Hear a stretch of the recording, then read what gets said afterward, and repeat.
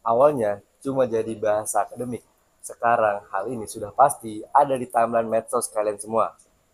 Nah, Mim tahu nggak sih kalau dia tuh awalnya ya dari dipublikasikan oleh seorang ahli biologi evolusi yaitu Richard Dawkins dalam bukunya The Selfish Gene pada tahun 1976.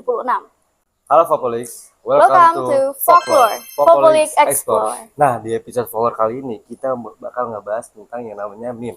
Sesuatu yang udah pasti ada di kehidupan sehari-hari kalian dan bahkan melekat tidak bisa lepas dari kalian. Betul.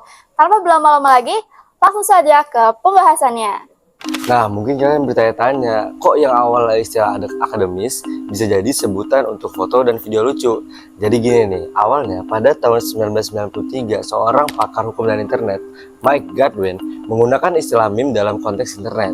Dia ini menulis di forum-forum online tentang bagaimana ide, gambar, atau lelucon menyebar secara cepat dan bereplikasi di ruang digital. Dia ini mengambil istilah meme itu sama, kayak merujuk sama yang tadi tuh ahli biologi evolusi si Dr. Richard Dawkins ya, di bukunya yang berjudul The Selfish Gene, dan menerapkannya pada fenomena budaya internet yang baru muncul saat itu. Nah, kalian masih ingat gak sama Harlem Shake atau yang PPAP, Pen Pineapple Apple Pen? Itu tuh adalah salah satu contoh dari meme goes mainstream, atau sebut aja kayak meme itu mulai terkenal ya. Nah, tapi mulai terkenal meme itu nggak sedekat yang kalian kira. Jadi kayak nggak, timeline itu nggak sedekat yang kalian kira. Contohnya kayak Harlem Shake tadi itu aja kan tahun berapa ya, 2010 kalau nggak salah ya. Nah, sementara meme itu terkenal udah mulai dari sebelum tahun 2000 loh. Jadi kayak lumayan lama gitu, nggak sedekat yang kalian kira. Nah, dulu itu pada tahun 1996 ada meme yang beredar. Itu zaman dulu banget lah ya, namanya meme tuh Dancing Baby. Nah, dia ini tersebar itu melalui email, terus kayak dibagiin secara manual kayak dari handphone ke handphone, enggak lewat di timeline kalian kayak yang sekarang.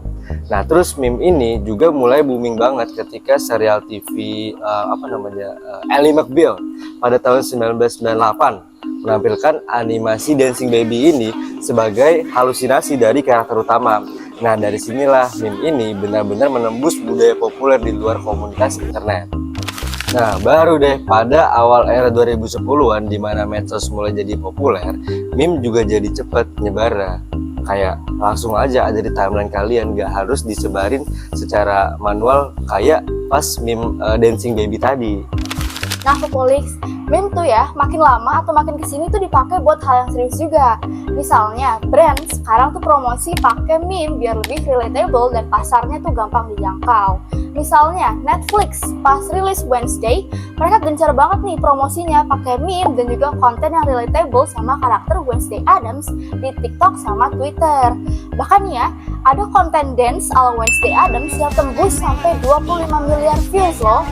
Nah, gak cuma brand, aktivisme juga pakai meme. Contohnya, Climate Strike di tahun 2019 dan juga gerakan Black Lives Matter atau BLM, mereka juga pakai meme dan slogan buat mengedukasi dari kampanye tersebut.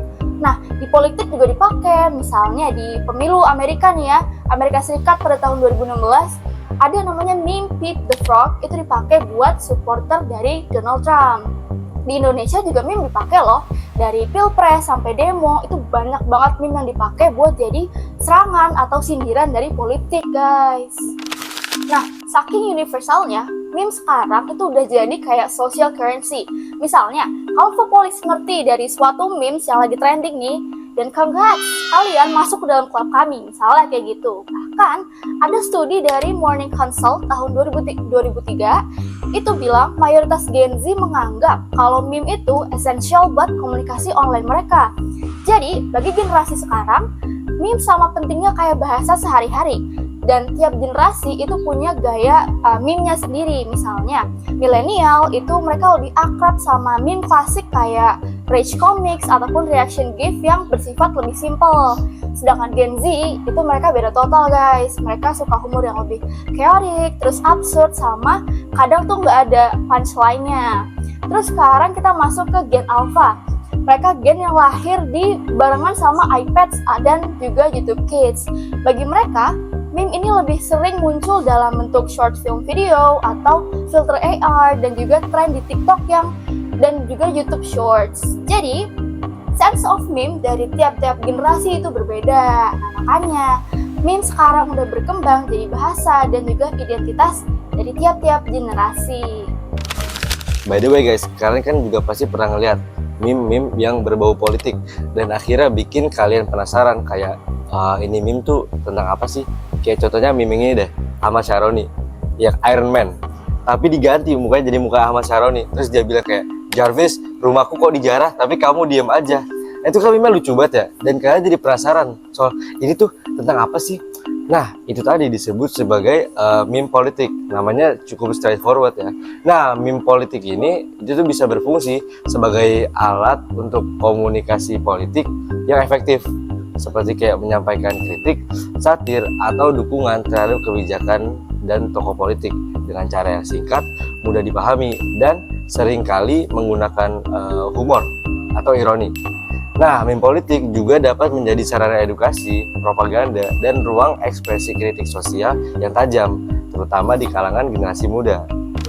Nah, fast forward ke masa sekarang, siklus meme tuh cepet banget guys. TikTok bisa bikin satu tren atau template yang ramenya tuh cuma sehari.